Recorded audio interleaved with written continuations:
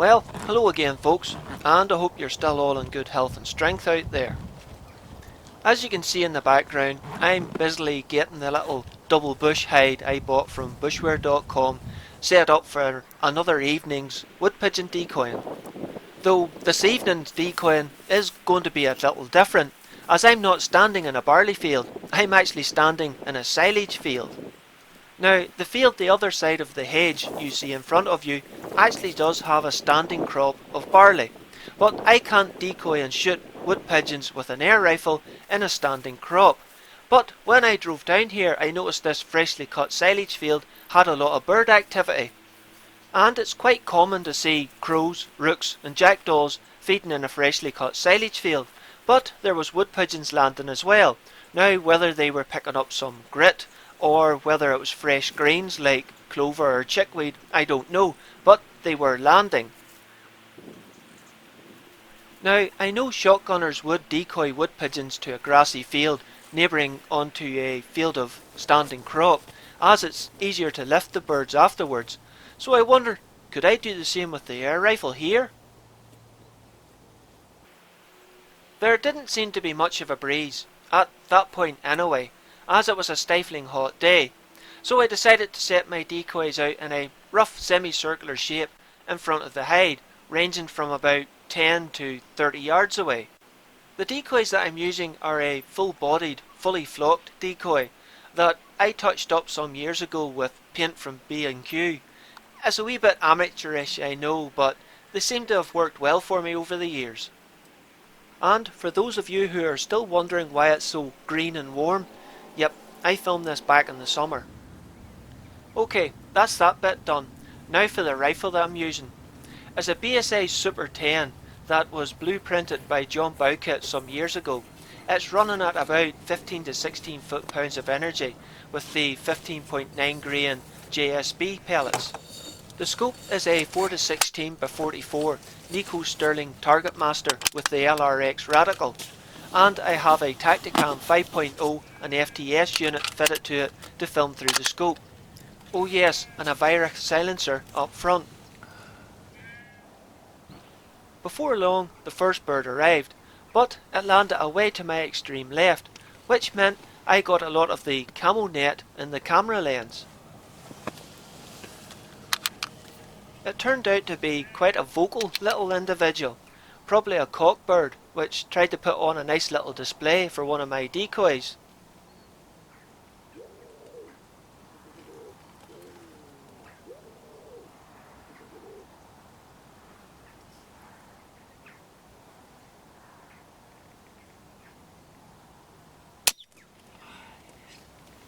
Yeah, I missed, and the first bird of the evening too. And as you'll see, for reasons that I still cannot fathom yet, it set a trend for the rest of the evening.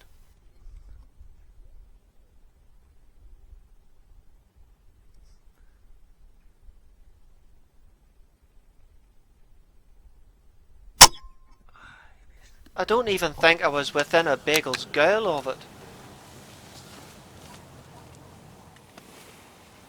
And, yet again, another bird drops into the extreme left-hand side.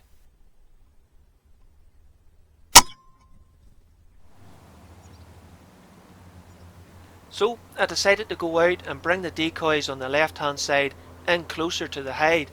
It'll make the shooting and the camera work a lot easier.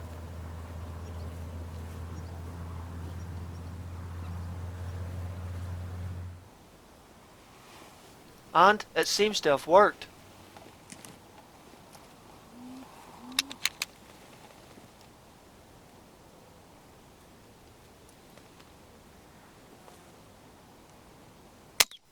Now that's more like it, hey.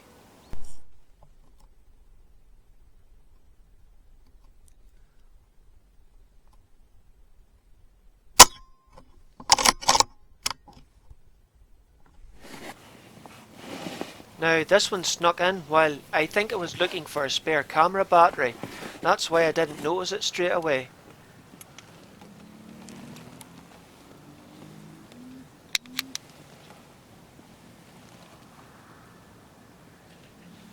Ah, nuts.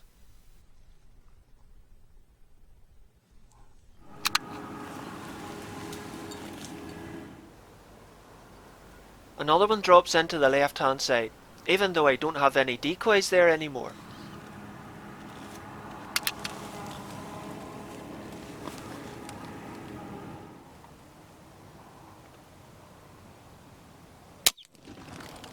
Ah, missed another one. Looking back on this footage, I definitely think there was a breeze coming from the left of the lower part of this field, as you can see the grass moving here, and you can see the pellet clip a few feathers off the top of his right hand shoulder.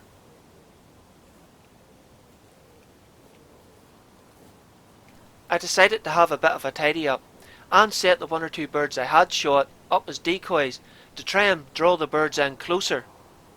And while I was out there, I decided to push a stick into the ground for a few test shots to see if the wind was affecting the pellet.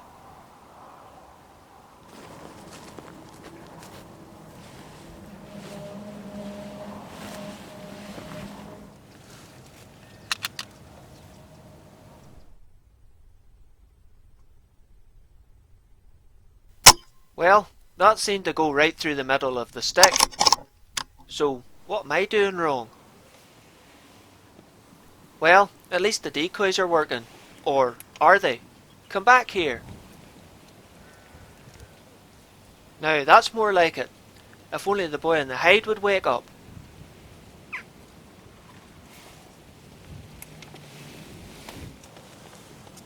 It's about time, hey.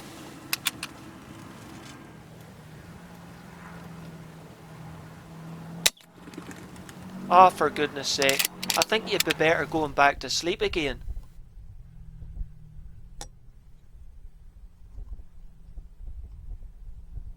Ah, oh, for goodness sake. Just over the top of his shoulder again. That was a real sitter too.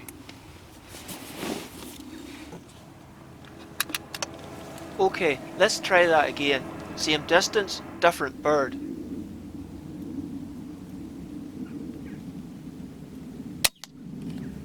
Ding ding ding ding, and we have a winner, hey.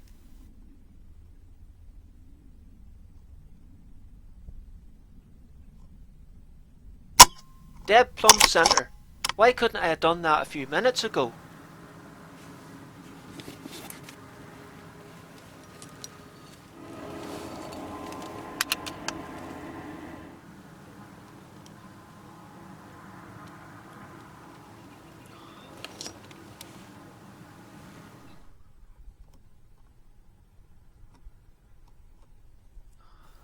Nope, not quick enough.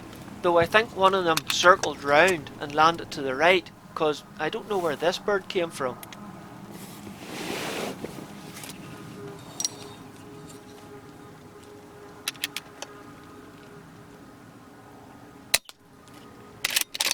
Oh ho, we're on a roll, hey.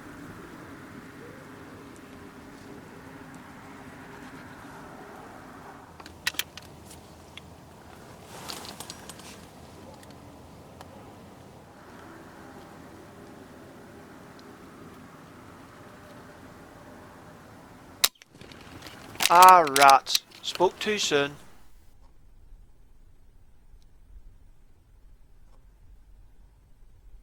It's hard to tell from that, but I think I put it high and right again, as the bird flew off quite strongly.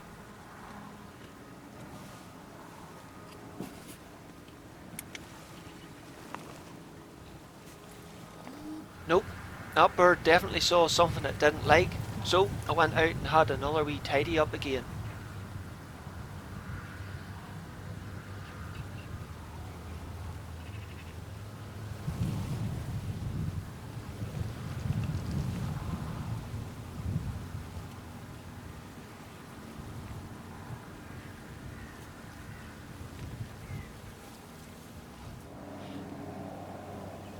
Oh, here we go. Nope, that one's away too. There's definitely something they don't like, but I've tidied the pattern, so I'll just have to sit here and be patient. Whoa, any closer and I could have poked him out of the sky with the end of the barrel.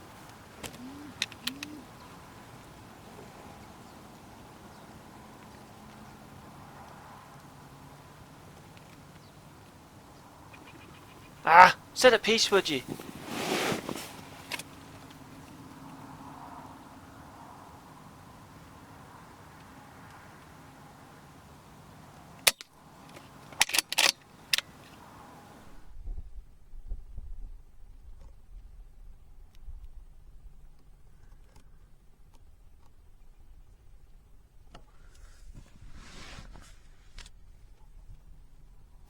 Ah, now I know what he was doing. He just flew over there so he'd be in focus.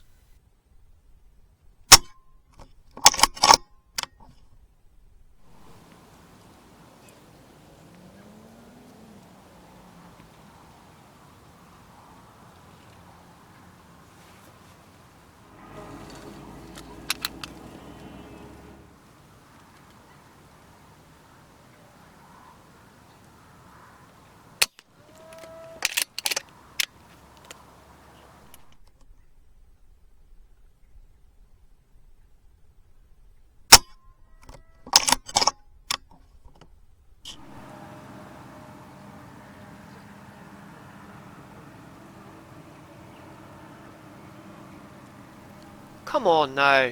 Wakey wakey hey. That bird's out there dancing a jig and you're not paying attention. Hurry up and get the shot off before somebody writes in the comments, "You're too slow. You talk too much." Finally. Thankfully. Now, don't go and miss it.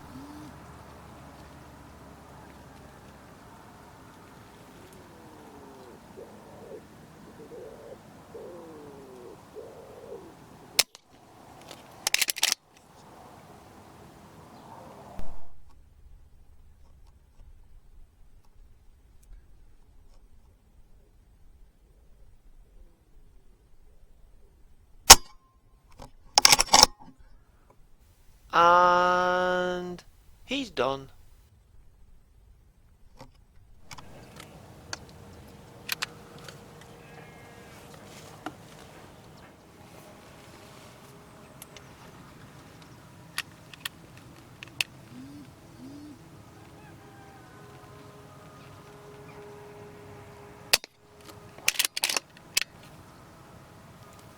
Wait for it.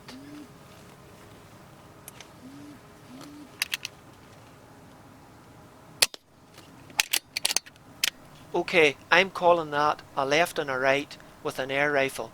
Oh, hang on a minute, better make sure of this. Now I'm calling it a left and a right.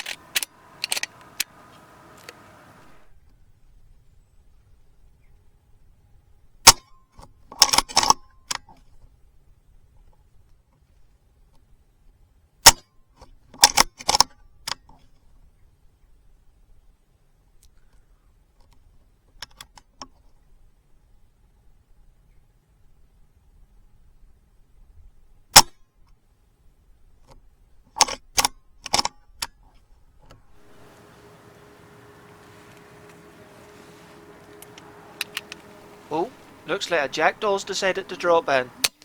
Unfortunately, I was a wee bit too quick with the shot, and the Tactacam hadn't started recording yet.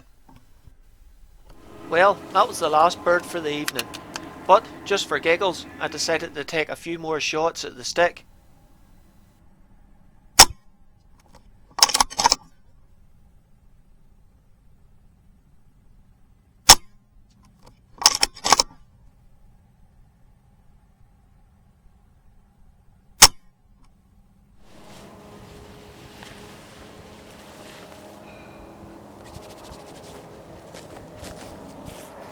Well, still seems to be hitting bang in the middle.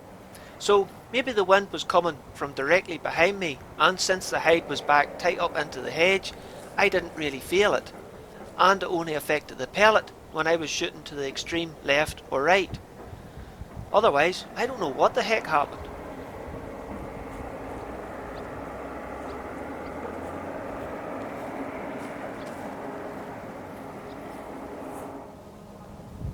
Well, I hope you all enjoyed that, even though I did find it quite frustrating at the time. Though I did manage to build a half decent bag at the end of it, I suppose.